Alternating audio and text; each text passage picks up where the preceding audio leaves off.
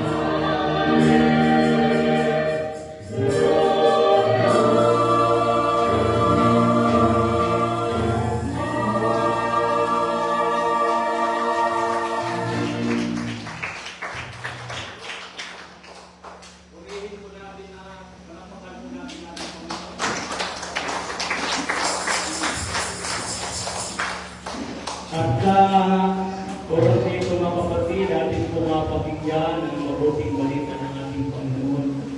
Ang mabuting balita ng ating Panginoon ay ating pong manuin mula po sa banal na Ebanghelyo ni San Juan, Kabanatang 13, talatang 31 hanggang 35. John chapter 13, verse 31 to 35. Ayon po sa nasulat, sabi ko dito, pagkalis ni Judas ay sinabi ni Jesus, ngayon mahayag na ang karangalan ng anak ng tao at mahayag ang karangalan ng Diyos sa pamamagitan niya.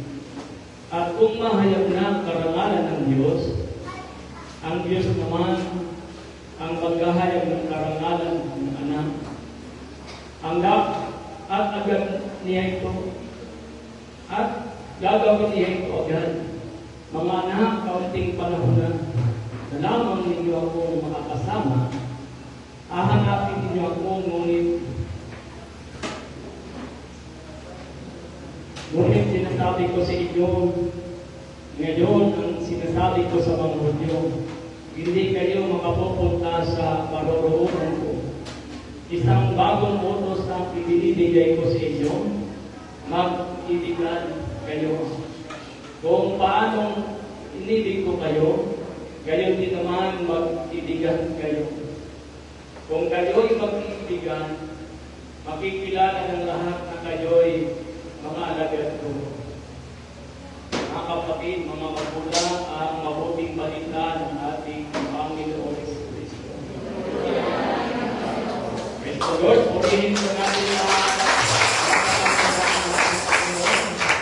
ito malakas na pagkampag para makalawin sa natin.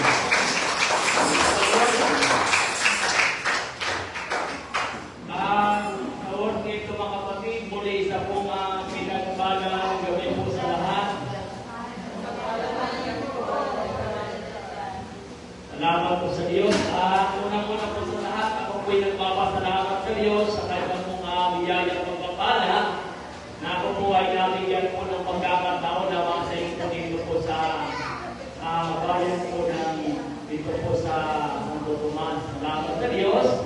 Napapagpuri po ng ating Panginoon. Meron pa po mga nakikitang mga basuhan.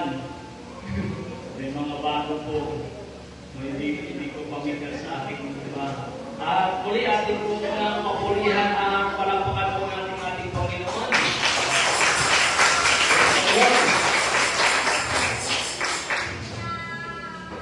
At sa oras nito mga kapatid, unang-una po sa lahat, ako po ay nagpapasalamat po sa ating Panginoon. Muli, isa pong pinagpalang gabi po sa lahat ng mga anak ng Diyos. Kumusta na po kayo ng mga taga Santo Tomas?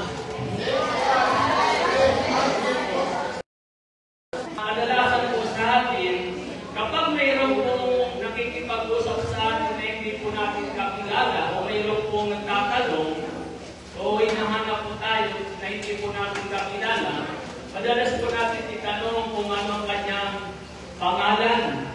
Amen? Kung hindi man natin matanong ang kanyang pangalan, sa mga pagkakataon pa yun ay ating itinatanong kung siya ay taga saan. Amen? Ano nangyari dito? Kasama ko yung aking bunso. Nabuburing sa bahay, kaya pinansal ko po mga kapatid. Pabalikan po natin yung pagkakakilala. Mahalaga po yun. Minsan, kapag hindi po natin kilala ang isang tao, hindi po natin siya gaan ini-entertain. Amen? Kumbaga, bibigyan po natin ng pansin, pero hindi naman ganun ka, kumbaga, ang ating pag-entertain ay may halong pag-alinlangan. Amen? May halong pag-alinlangan, pero kapag kilala po natin ang isang tao, hindi po tayo nag-aalangan na siya po ay kausapin, na siya po ay i-entertain sapagkat kilala po natin. Amen? Subalit sa Ebanghelyo po natin kung binasa, Ngayon pong oras ito ay bibigyan po natin ng pamagat na tatak Kristiyano. Sabi po ng ating Panginoon sa Ebanghelyo, isang bagong utos ang ibinibigay ko sa inyo. Mag-ibigan kayo. Ito po mga kapatid, atin pong bibigyan po ng pansin ang lupot po ng Ebanghelyo na ating pong binasa. Sabi po dito sa verse 34 to 35, isang bagong utos ang ibinibigay ko sa inyo. Mag-ibigan kayo. Kung paano iniibig ko kayo, gayon din naman mag-ibigan kayo. Amen? Kung kayo ay mag-ibigan, nabinyagan o binyagan, akala po nila, iyon na po talaga ang sapat na yun bilang Kristiyano. Hello? Sapat na yun bilang matatawag po natin na tayo po ay Kristiyano. Pero lagi po natin tatandaan, mayroon pa rin binibigyan din o pansin ng ating Panginoon. Walang iba nang sabi ng ating Panginoon, ang kanyang pagkakakilala o ang tatak Kristiyano mga kapatid. Ito po ay nagmumula sa tinatawag na pagmamahal sa kapwa. Amen? Pagmamahal sa kapwa at pagmamahal sa Diyos. Tingnan niyo po mga kapatid sa banal na kasulatan, sa lahat ng bagay, wala naman po talagang ibang itinuro ang Diyos kundi ang magmahal. Amen? Hello? Wala namang itinuro ang Diyos na tayo ay makipag-away.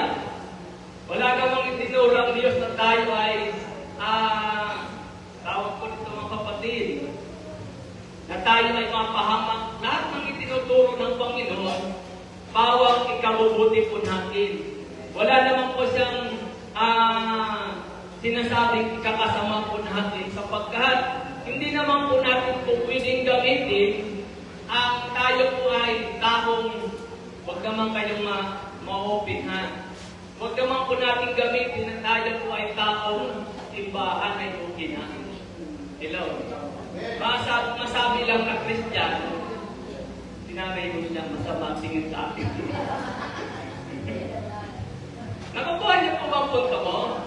Minsan po kasi ang nangyayari po baka ginagamit na lang po yung pagiging tayo ay malapit sa pari, malapit sa tayo ay taong simbahan, na para lang masabi tayo ay Kristiyano.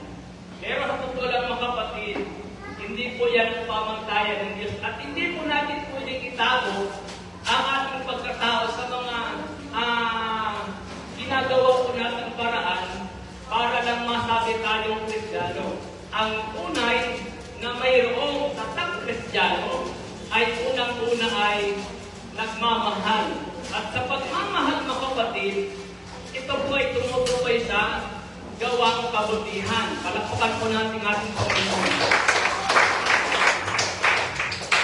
Ano ba kung babasahin sa inyong mga kapatid sa unang Korinto? Mas malinaw po doon ang napapanood na patungkol po sa pag-ibig. Palakpakan po natin ating Panginoon.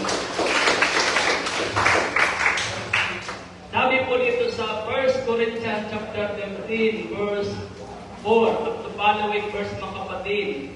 Dito po natin marinig ang tungkol sa pagmamahal o pag-ibig. Ang pag-ibig ay matiyagaan at magandang loob, hindi na naghili, nagmamapuri o nagmamataas, hindi magaspang ang pag-uugali, hindi makasarili, hindi magagalitin o mapagtanim sa kapwa. Hindi nito'y kinatutuwa ang gawang masama, ngunit ikinagagalang ang katotohanan. Ang pag-ibig ay mapagbata, mapagtiwala, puno ng pag-asa, at nagtitiyaga hanggang wakas. Palakpakan po natin ating Panginoon. Babalikan ko po yung ating pong Ebanghilyong binasa mga kapatid. Ang kausap ng ating Panginoon ay ang kanyang mga alagad. Yung mayroon din po yung kanya-kanyang masabi po natin, iba't iba ang kanilang mga pag-uugali, iba't iba ang kanilang mga pagkatao. Diba? Kung inyong naalala yung humihingi ng pagkakataon, Panginoon, kung maaari, paupuin mo ang isa sa kanan, isa sa kaliwa, diba? Meron yung tinatawag na parang nakakaangat sa kanila. Subalit sabi ng ating Panginoon, ito ang aking iniuutos sa inyo na mag-ibigan kayo, magmahalan kayo sapagkat sa pamamagitan ng pag-ibig, mga kapatid, anumang hangarin sa puso ng taong tawag ko nito, hindi po siya naghahangad na kung anumang siya po ay makatanyag, makilala, kapag ang taong mayroong pag-ibig, unang-unang po mga kapatid, siya po ay marunong magpakumbaba. Amen? Palakpakan po natin ang Panginoon. Balikan po natin yung ating pong binasa mga kapatid. Ito lang pong verse 7. Ang pag-ibig ay mapagpata, mapagtiwala, puno ng pag-asa at nagtitiyaga hanggang wakas. Amen? Sapagat ang pag-ibig po mga kapatid, pinapayapa ang kalooban ng tao. Halimbawa na lang, kinokontrol ng pag-ibig ang ating emosyon. Kapagat ang pag-ibig na tinutukoy ng Panginoon, hindi po pag-ibig na bunga ng emosyon. May pag-ibig na nagmumula sa Diyos, kapagat may mga pagkakataon mga kapatid, ang ating pong kalooban, hindi po natin minsan makontrol. Halimbawa na lang, nakikinig po ba kayo? Tayo ay nagagalit. Tayo ay galit. Minsan, hindi naman po galit. Tayo po ay mayroong sama ng loob. Katabihin ng iba, ikaw brother Edgar, minsan ka lang makapunta dito ng ano pa ba?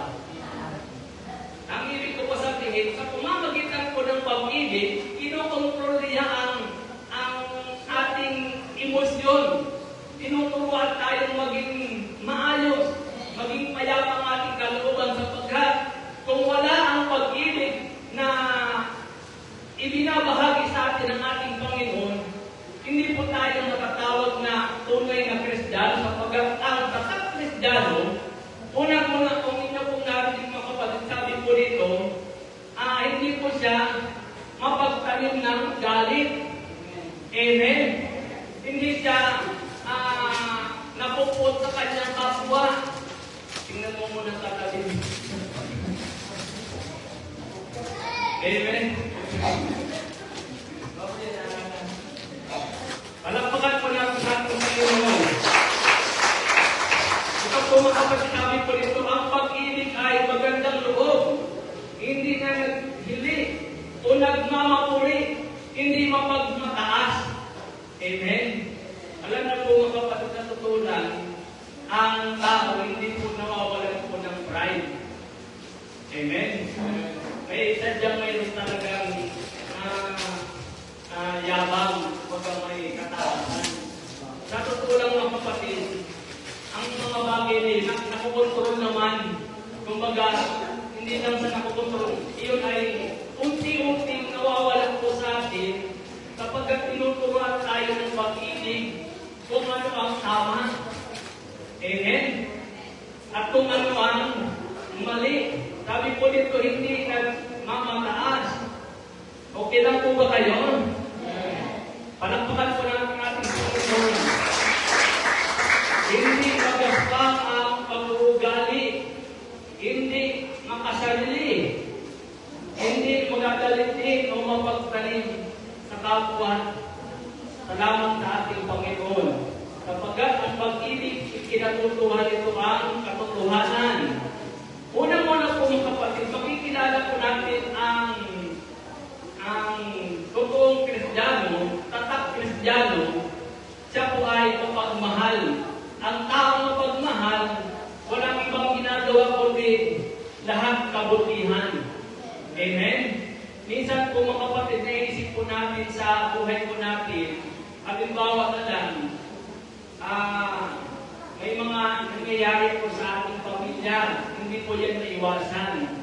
Bilang isang Kristiyano, malawak ang pag-unawa, pinapahalaga ng aral ng Diyos, mga kapatid. Imbis na tayo po ay magalit, ang ginagawa na lang po natin, tayo po ay nagsasawalang tibok. Amen? Kumbaga, ang punto po ng kapatid, hindi man sa nangangahulugan na hindi natin alam ang katotohanan. Ipinagpapaliban natin dahil alam natin, mga kapatid, ayaw natin na tayo ay magkasalan. Hindi rin po sa ganong bagay, kung may pagkakataon pa na nangyayari po, mga kapatid, kung sa mundo tayo po ay talunan, dahil hindi tayo gumanti. Hindi tayo gumanti, hindi tayo tawag ko nito, mga kapatid, nagpakita ng masamang motibo, ating pong pinag sa Diyos, ating pong pinagkatiwala ang bagay na yun. Kung mayroon mang ginawa sa atin na hindi maganda, ang ginagawa po natin, mga kapatid, ay ating pong ipinagkakatiwala sa Diyos. Kapag alam natin kung ating papatulan ang isang bagay, tayo po ay mapapabuluan, yung ating pong pagiging Kristiyano, baka sabihin, mas malalang pa tayo sa kanila. Hello?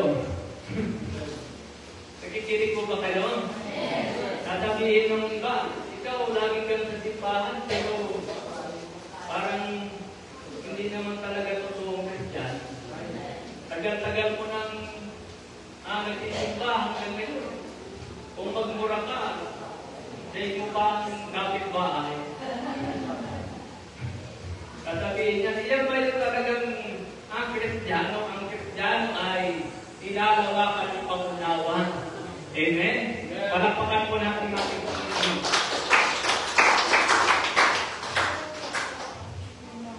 Okay lang po ba kayo? Hindi lamang po makapad sa pamamagitan po ng pagmamahal at ang Kristiyano ng pagmamahal. Pangalawa, nagpapatuloy sa paggawa ng kabutihan. Pangatlo, hindi po mataas. Hindi po, tawag nito, mga kapatid, yung laging pamilya, laging papansin. Ang taong may pag-ibig, hindi na niya kailangan pang makilala o maging pamilyar. Kapag na yung simple lang. Dahil minsan po, mga kapatid, may mga pagkakataon na gusto pang makilala pero wala namang Amen? Salamat sa Diyos. Dahil tayo po ay tinuturuan niyan maging mapagpakumbaba. Ito po ang tatak Kristiyano. Palakpakan po natin natin ang Panginoon. Naalala ko nga po, mga kapatid, na akin pong ibinabahagi po sa iba pang lugar. Siguro na pakinggan niyo po, mga kapatid. Pagdating ng panahon, amen, ang hanapin po sa atin ng ating Panginoon, yung ating mga ginawang kabutihan. Dahil una-una, kung sabihin man natin, mga kapatid, may mga pagkakataon na masasabi natin, ang buhay ko ay magulo. Pero lagi po natin tatandaan, kung ang Panginoon ay nagtuturo ng pag-ibig, siya po ang unang mahal sa bawat isa sa atin. Pero ulang, hindi naman po tayo perfecto, lahat naman tayo nagkasala. Pero minahal pa rin tayo ng Diyos. Pinumuhuran tayo ng ating Panginoon na magmahalan sapagkat ito ang kanyang buong pagkakapindalan sa kanyang mga anak. Amen? Palakpakan po natin ang ating Panginoon. Tapos sinasabi ko nga po minsan sapagkat ang palatandaan ng Diyos sa Kristiyano, walang ibang ginagawa kundi kabutihan. Amen? Palakpakan po natin ang Panginoon. Pangatlo po, mga kapatid, ang palatandaan po